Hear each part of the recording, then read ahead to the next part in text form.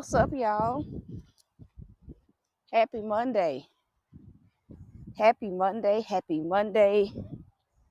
Happy Monday to you guys that are coming in. I pray that you guys can hear me and that this wind is not too strong. Of course, I'm out here getting a little morning walk in, spending a little bit of time with God before I actively start my day. And I wanted to just share this revelation that the Lord was giving me on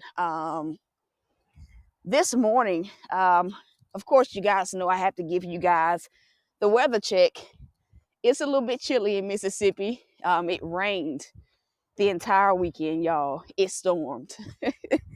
It stormed.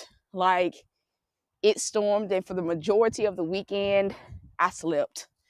I'm just going to be totally transparent. And so, yeah, it stormed. Like, it stormed. Yes, I did.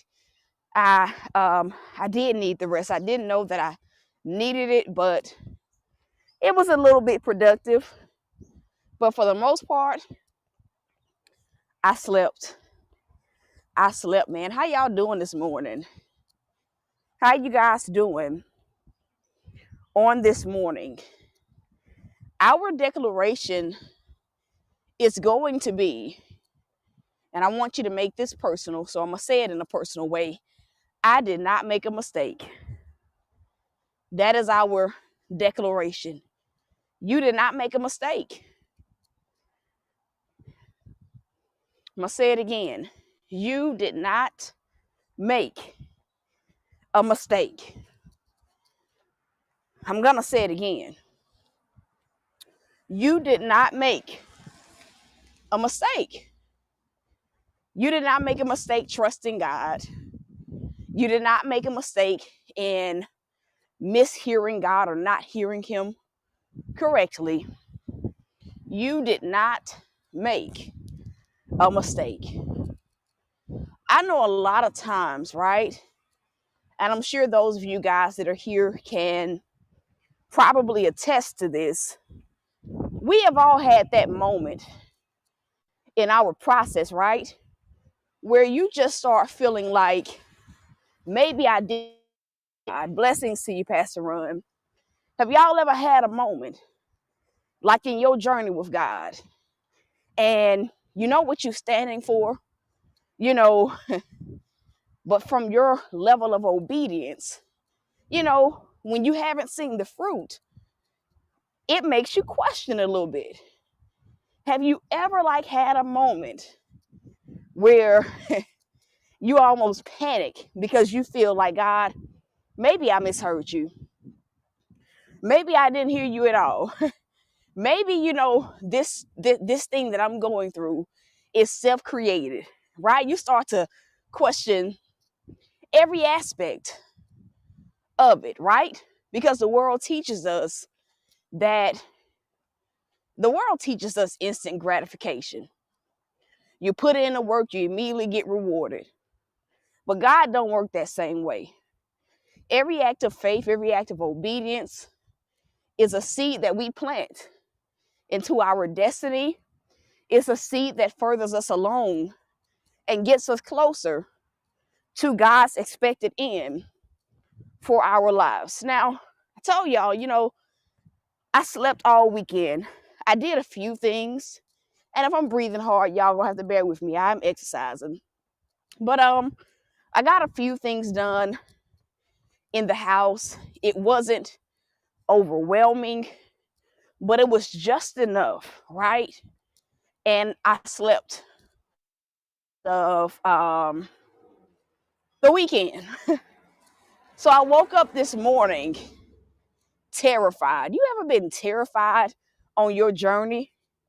I woke up this morning terrified, in total fear. From the moment I looked at my phone and saw the date, I had a Peter moment. I started to look at the winds and waves all around me. I have X amount of days to be out of this apartment. I don't know what the bank is going to say. You're not telling me anything else on concerning where you want me to go. And so I genuinely had a moment where I asked God, I said, Lord, is this not the house or something? Did I mishear you? Right? Because a lot of times, especially when you know the work, the sacrifices that you've been making to get to the place that God has called you to be, it gets to a moment where it's like you start waiting, and you looking at the clock. Let's just say you got a deadline, like you looking at all of these different things. This was me on this morning. And I genuinely asked God, Lord, did I make a mistake? And the reason why we ask God or we wonder that is because it feels like the weight is too much to bear. Doubt begins to set in. And I literally started freaking out. I'm just going to be transparent. Uh-oh, it's mud. I literally started freaking out. And God has been so very gentle with me these last few weeks. He really has. Not so much on the rebuking side, because I haven't really done anything for God to rebuke me. But he's literally just been so gentle in his responses to me. But when I asked God that question, did I mishear you? Right? Is this not what you have for me? Really what I'm asking is, why is this taking so long? See, sometimes we ask questions not really understanding the root of what we're asking. So I'm sitting here asking God, is this not what you have for me? But the root of what I was really asking is, why is this taking so long if this is what you have for me? And I think that we've all been there, especially when you're up against deadlines, especially when, you need like a right now move.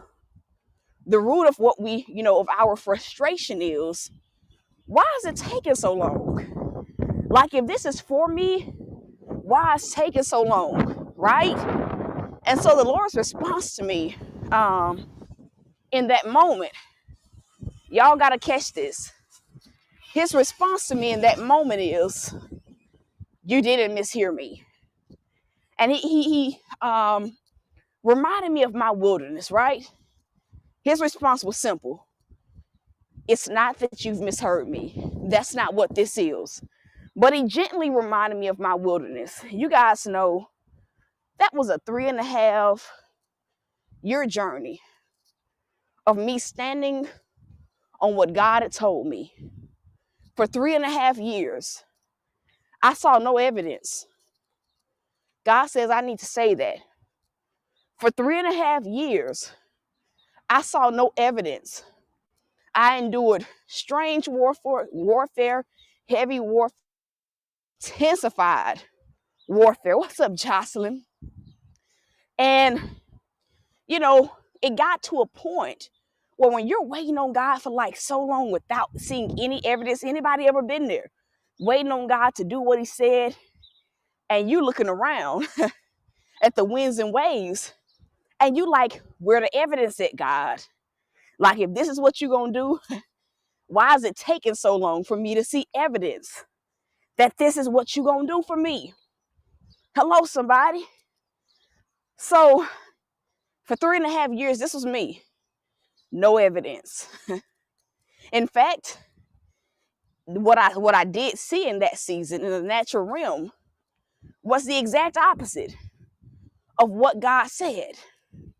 But do you not know that when the fullness of time came and God saw that I was still holding on to him, holding on by a thread, but I was holding on, he did exactly what he said he was going to do. In that season, I had a whole lot of, and I mean a whole bunch of, like, did I mishear you moments?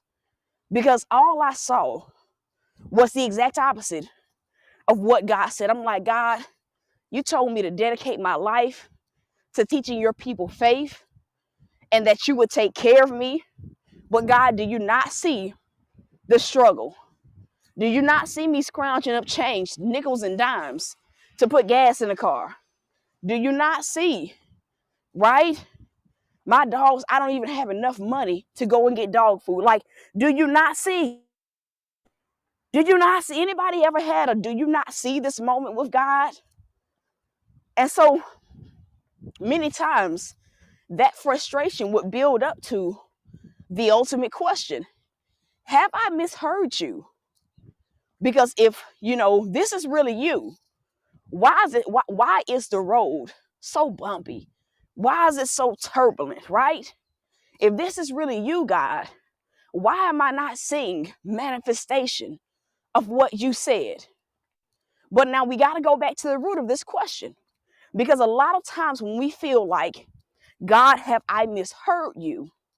The root of what we're really asking God is, why is this promise taking so long?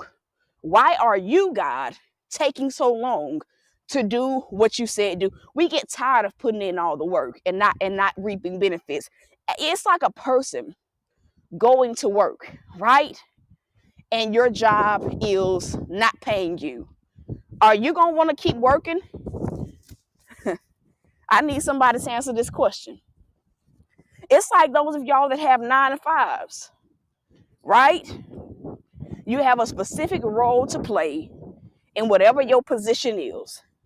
If it ever got to the point of your job saying, or let's just say this, of you putting in all the work, and at the end of 2 weeks, when you're supposed to get paid, you don't get, would you feel a certain type of way about that?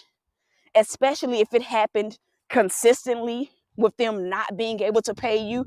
It would get to a point where you would not only stop putting your all into whatever your role is, but it would literally get to a point where you're going to say, God, I'm going to quit, right? And the reason why most people would quit is because at that moment, you feel like your livelihood is under attack. You feel like your livelihood is in some way, shape, or form going to suffer. We go through this with God. Give me a one if I'm making sense. We go through this with God. We go through this with God because we expect to, quote unquote, get paid for the effort or rewarded for the effort that we're putting in. And so when it doesn't happen in our timing, or when a year goes by, 2 years goes by, 3 years goes by, we start to go back to the drawing board and asking God, why is it taking so long? If this is you, why is it taking so long? And so I was having one of those moments this morning. Like, God, do you not see the date? Do you not see that I've done every single thing that you need me to do? And I'm going to be real. I had to keep it real with God. God, I'm afraid, but I'm trying not to be scared. Right? And the Lord's response was, you have not misheard me. Keep going. And so I don't know who needs to hear this. Maybe you've been struggling, right? To hold on to a promise that God has made you. Maybe you've been struggling, right? To keep your faith in an area that you've been waiting for God to come through in. Maybe it's been you. Maybe you've been feeling like you made a mistake. Maybe you've been feeling like the warfare that you're enduring, that it stems from you mishearing God. But the Lord wants me to tell you on today, keep going. I need somebody to literally type that in. Keep going. Blessings to you, Joy Speaks. Keep going. I need somebody to literally tell your neighbor, keep going. Because one thing that I've learned from experience, I ain't telling y'all something that I think, it ain't no guesswork in this. This was me this morning. But this was also me in one of the toughest seasons of my life. And the only way that I got out of that season was to keep going. That was the only way out. And by keep going, I meant I had to keep holding on to the promise. Everything in that season around me, the people that the enemy was using in that season, everybody was saying it was never going to happen. But do you not know that it's the enemy's job to make you feel like you've misheard God? Do you not know that it is his job to usher in that doubt? And if we can be real, that mindset of feeling like we've misheard God, it comes from us taking our eyes off of God and having a Peter moment where we begin to look at all of the details concerning our situation. I'm going to say that again. If we really want to keep it real, we start struggling with doubt when we take our eyes off of God. When we start looking at the winds and waves and comparing the winds and waves to what God has already spoken and commanded to happen in and through our lives. So when God says keep going, essentially what he's saying is stay focused on me. You see, that was why I said today was a day where, listen, I had a Peter moment. I'm looking at the day, I'm looking at all the details, and I'm freaking out. Fear starts setting in. But before it could get a grip of me, the Lord simply said, refocus yourself. Refocus yourself. And I believe that so many people in this season have been feeling that same way. And what God is simply saying is refocus yourself. Put your eyes back on me. And I think to so many of us, we understand Peter's story, or we know his story, what happened when Jesus called him out onto the water. But for many people, what God is saying is, did you not learn from him? All right. Y'all ain't got to talk back to me. I think in so many words, what God is saying is, did you not learn from him? Did you not learn that when you lose sight of God himself, come on, that you will sink? Come on. You will sink under the pressure, under the weight of your circumstance. In so many words, what God is saying is the details don't matter. The details do not matter. It's like you trying to tell your supervisor at work how to do their job. Do you think they're going to take that well? 9 times out of 10, they are not. I'm going to say it again. It's like trying to tell your supervisor how to do their job. Do you think your supervisor, is going to, be all right with you telling them how to do their job? Absolutely not. Absolutely not. So why do we think that it's okay to do that with God? Why do we think it's okay to try to tell God? And the point that I'm making, God's job is to handle the details. Our job is to focus on him. I'm going to say that again. God's job is to focus on the details. Our job, hear me now, is to stay focused on him. Because honestly, it's the only way that we make it out. I'm going to say that again. It is the only way that we make it out. Stay focused today. Stay focused today. And it's like as soon as God told me that, listen, y'all, I just went ahead and got up, continued to clean, came outside and went for a walk because I understood if I'm going to make it out of this, My focus needs to be on him and him alone, not him in the details, not him in certain deadlines, not him. Focus on solely God. And that's it. That's it. Come on. Listen, I'm going to just say this. There is a reason. Hear me now. There is a reason why the Lord has me. Hear me now. Sharing all of the details of my journey. Did you not see how your journey, to a certain degree, has mirrored what I went through? I too got approved for a house. And at the very last minute, they start saying, it ain't gonna work, right? We can't go further with the loan. But the point that God wants me to make to you, Joy Speaks, hear me now. I didn't give up. I didn't give up because I understood. Hear me now. Two things. I understood that one, this was my only option. So I couldn't give up. But two, I also understood that opposition will meet faith every single time. So the way forward was through it. I'm going to say that again. I understood two things. And even if your situation is not housing, this is why the Lord always tells me to tell you guys, pay attention. I ain't just on here sharing my story for entertainment or for pity.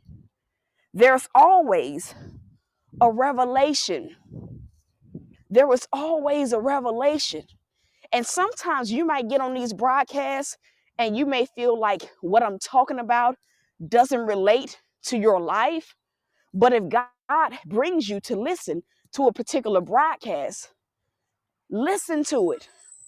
Listen to it.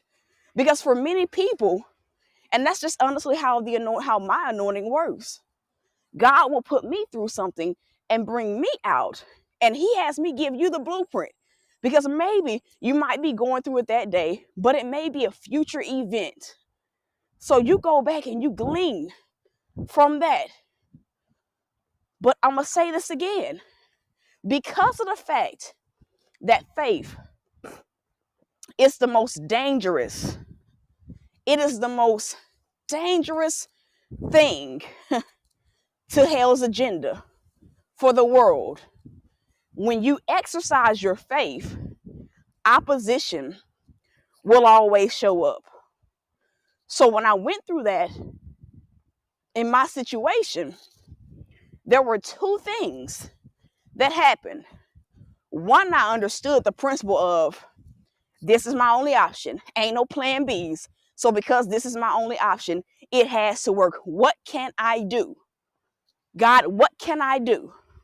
Whether it looked like me cutting the fence out, whether it looked like me adding, I did everything in my power. And now I'm waiting on God to move. I pray that I'm making sense. The second thing that I understood, right? Apart from knowing that this was my only option, I knew that faith was the only way. Believing God was the only way. And that's it. That is it. That is it. And so, that's the broadcast, man. Hey, Mrs. Edna, some of y'all need to watch this thing from the replay. Like some of y'all legitimately need to watch this thing from the replay. There are some of you guys, and Jocelyn, I just keep hearing to tell you this, fret not.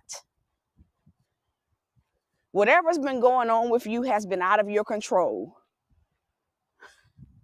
I don't know what it has been, but I hear those two words, fret not. That means do not worry. Whatever it is that you have been going through has been out of your control. It ain't meaning there is nothing that you can do about it. And how many people know that when there's nothing that we can do about a situation, we do what? We stand on God's faithfulness. This is about you waiting and being patient, says God. And he's not telling me what that it is, but it's about you waiting and being patient. And to be real, I believe that many of us are in that phase where God is saying, wait and be patient. Wait and be patient. That's another thing with miracles. I'm trying to get over here, but God just has me on here. When it is time for God to make a life-changing move in your life, we have to understand he is going to craft up the situation to such a degree where there is nothing that we can do. He's going to let us exhaust all of our options, right? Because we have to remember that God gets the glory, not by might, nor by strength, but by his spirit. I need somebody to just type it in. The thing that we're waiting on God to do, whatever, it's not going to happen because of what you've done to try to help God out. It's not going to happen that way. It happens by his spirit. And again, I'm speaking this from experience. Every single thing I've seen God do, it has always been out of my hands. From moving out of my mom's house to the Audi, everything, even the car I have now, even this housing thing, it is not in my hands. But here's the thing about that comforts me. I've learned over the years that even though it's out of my control, it's never out of God's control. Because in the moment where there's nothing that we can do, remember this, God does his greatest work. I'm going to say that again. In the moment where something is out of our hands, that is the moment that God does his greatest work. Be encouraged, y'all. Be encouraged. I'm going to say that again. Be encouraged. Be encouraged. Be encouraged. When you down to nothing, I know it sounds cliche, but it's such a true statement. When you down to nothing, God is up to something. When you all out of options, then God can move. Hear me now. When you've done all that you can do, God steps in. Okay, y'all don't want to talk back to me. When you've done all that you can do, Abba steps in. Hello, somebody. So I say all that to say, be sure that you've done all that you can do. And when you get to that point where you've done all that you can do, you wait. You wait on God, because that's Bible, y'all. Yeah, the Bible says faith without works is dead. But do you not know that the Bible tells us faith is a two-part thing?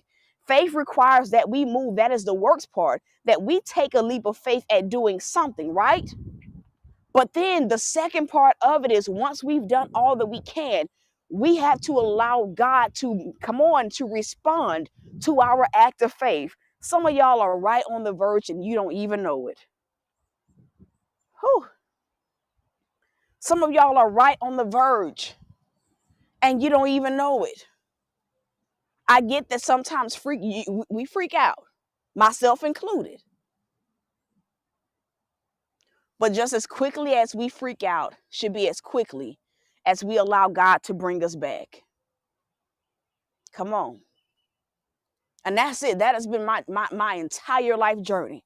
I've had emotional moments. I've had moments where, I was afraid. I've had moments where I struggled with doubt. I've had all those moments.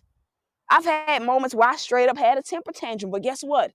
As quickly as I had those emotional responses was as quickly as God came running for me. But the thing is, it was a choice.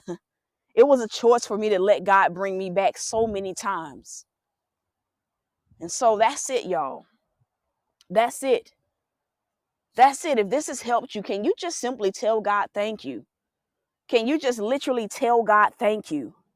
If this has helped you, can you just tell God thank you? Listen, to God be the glory. God says you need to tithe. I don't know why I keep hearing that for you. Tithe, tithe. Even if it ain't, if you say I can't do all, tithe. And so listen, I love y'all. I am rooting for you guys. And so listen, if you need to watch this thing on the replay, go watch it on the replay. To those of you guys that you tithe. Tithe. And there's somebody else that needs to tithe. There are several people here that need to tithe. Several. And the thing is, even if you ain't tithing, to this ministry, tithe. Don't y'all get mad at me for obeying what God is, because some people be feeling a certain type of way when God tell me to say, hey, tell this person they need to tithe. I don't have no feelings about it. I'm just the messenger though. And so listen, I love y'all. If you know you need to tithe, if you know you need to sow seed into this word, go sow. Go sow.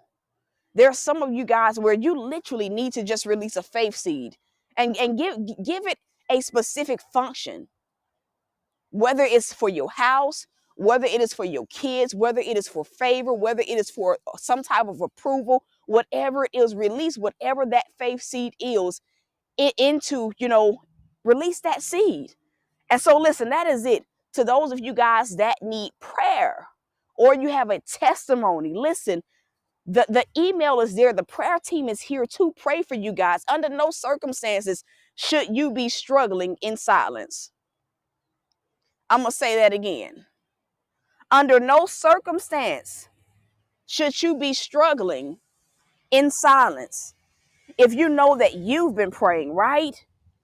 Go ahead and send a prayer request so that we can touch and agree, because where 2 or 3 or more gathered, so is he in the mix. And so that is it, y'all. The email is prayer.thoughtsbyt@gmail.com. I love you guys. I am rooting for you guys. If you just now coming in, man, you got to catch this thing on the replay. The links are there for those that need to sow. If you need to tithe, you need to get that done ASAP. And so that is it, y'all. I love y'all. I'm rooting for you.